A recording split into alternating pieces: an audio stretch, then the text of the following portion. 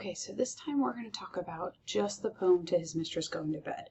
And if you haven't figured out, I really like John Donne. I think his poetry is really fun, and there's a lot to say in this poem.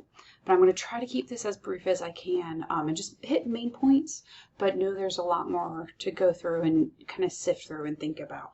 So what's very interesting about this poem is that the first 4 lines are actively compare love and war, which that's not that strange. However, but the way he does it is, I think, interesting and can be commented on. He has some very forceful language here, and it's, again, it's a seduction poem. One note I saw in like a commentary I was using, someone made a handwritten note and it basically saying this is like a verbal striptease, right?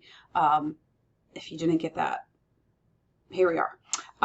But he basically says, like, just like soldiers get bored when they're standing around waiting to fight, so I'm getting bored sitting around waiting for you to get into bed with me. So he starts off with the idea of love and war, which for the time period wasn't that different of an idea.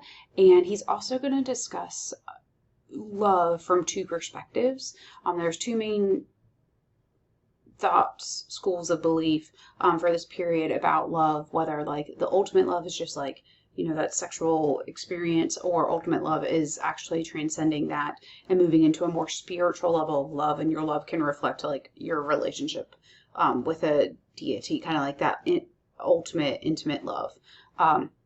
So Donne actually kind of goes back and forth a little bit through these. At times he's like, oh yeah, he's definitely all about the lust, and at times it's going to feel like it's more of a transcendental experience.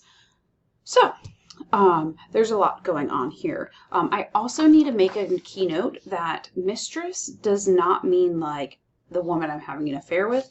At this time, mistress would have just been another word for woman. So like, you know how some people are like, hey girl, or whatever, like same idea. Hey mistress. Feels weird to say that, but like it's just a synonymous word. I won't have any context behind it. I also want to note that this poem is also, again, clearly about a very familiar and intimate couple. So again, he's not trying to be a creeper, like watching her from way over there, like, ooh, yes. It's like, no, like he's talking to his actual lover who he is familiar with. 2 very important things to keep in mind. So, as I said, Donne is playing with some very popular and well-known ideas of the Renaissance period throughout this poem, but he does it with a twist, as is typical for John Donne. For example, there's a section where in a lot of love poems it's called a blazon, and it's where you would praise the beauty of the woman. However, in this piece, Donne is praising the beauty of her clothing. So like, oh yeah, it's beautiful clothing. You have that girdle that shines like heaven's zone glistering, a spangled breastplate that you wear, you know, and it goes on a little bit more, but he's, instead of describing her beauty, he's describing the beauty of the clothes, which will make sense in a little bit when we get down to a later stanza. And at first I was like, okay, like this guy's just being like super honest about his lust. He's not being coy like other writers of this age. He's like just being blunt, like, I really want you, let's go. But then we get into stanza 2, and you know, when we get to stanza 2, it gets a little bit of a turn, and I don't know that this turn is going to be strong enough to be like, yep, nope, throw this poem out, or if maybe it just seems like kind of normal. I want you to kind of think about that. But in stanza 2, we get into a more possessive type of love. So he's not just wanting to seduce his lover, he also wants to possess and be the ruler of her. And we can see that because he talks about getting licensed, so basically permission to go form a colony and like exploring it. He calls her, oh, my America, my newfound land, my kingdom, my empire. You're safe when you're ruled by one man. Talks about she's a mine full of precious stones. He's discovering her, and like wherever he touches her, it's his seal. So she is sealed as his alone. So it's a little bit possessive. Some critics seem to think this is a really dark part where it's like really power play happening and should be concerning. But then others are just like, it's just him saying like he wants to possess her. And if we think about some modern romance trends right now, like that doesn't seem like that seems pretty familiar. And so for you as a reader, I do want you to think about like, okay, like that whole stanza is about him possessing and ruling and owning and controlling her. Is that a red flag? Is it a connection to the time period and how they thought? Or is it kind of more of like, just as like in, you would hope in relationships you're both possessed by each other, meaning like you both have that all-encompassing like connection. I don't know. It's for you to decide, but it is something to point out that this second stanza gets very controlling in a way. So then stanza 3 then switches up on us more and becomes more philosophical. So we start with like, hey girl, let's do it. Hey girl, I want to possess you and like rule you. And then this gets very philosophical. You know, there's some religious undertones in here. You can talk about, you know, towards the end, how like the imputed grace at the time would have been a huge keyword for Christians. The idea of like Christ's grace is imputed, so it's just transferred upon you. Talked about the white linen, which you have the footnotes in your text, but basically white linen can be used to show innocence or for committing penance. So he's basically saying like, we're really not committing sin. Like you don't have to worry about committing innocence. Like this is just, I mean, penance, committing, doing things to redeem yourself.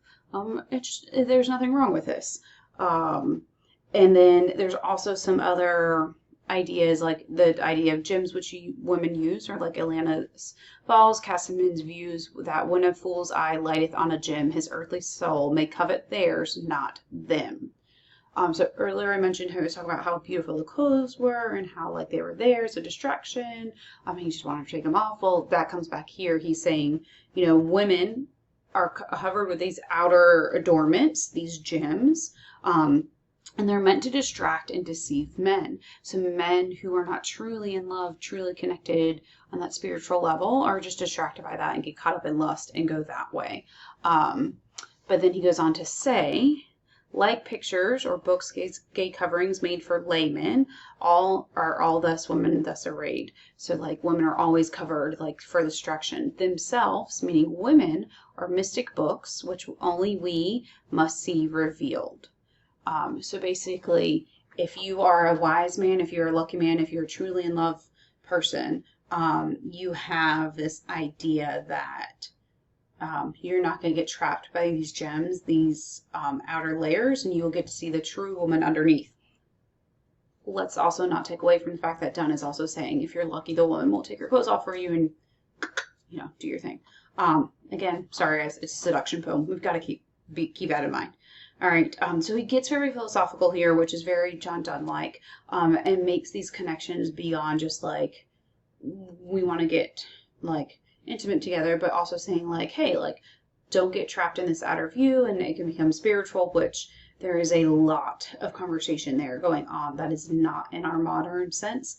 I mean, and it goes back to those two schools of thoughts in terms of like, what should love be like? One of them is basically saying that if you're truly in love, you'll move past that like physical stage into a more like intellectual stage, and eventually you keep working through it until you experience that like a connection and a love that you would reach from God. So kind of like going up the chain of being, but up the chain of love until you reach that spiritual transcendence that you can only achieve through God. So again, that's where some of this conversation is happening. As readers in the 21st century, we don't have that background, so we may miss some of that piece happening.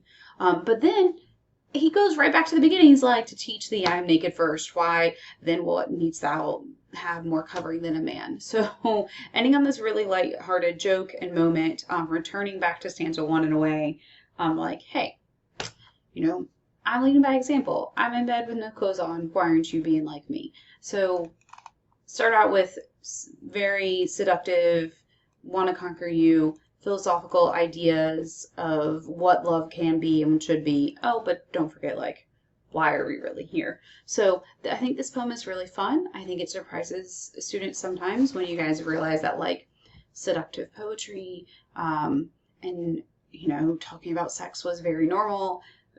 And there's a lot of stuff out there that does that, but I think what Donne does well here is like, yes, obviously he's trying to seduce, but he brings in these comparisons and these moments these images that are really beautiful. Like again, even though he is talking about controlling, this is a beautiful conceit, and how he compares something going on for the period, the colonizing of the Americas and new lands, and the same idea of exploring his lover, and how like it brings him that same joy and those same beauty and wealth and all that stuff. So some really cool things happening in this poem, but also a lot of things happening in this poem.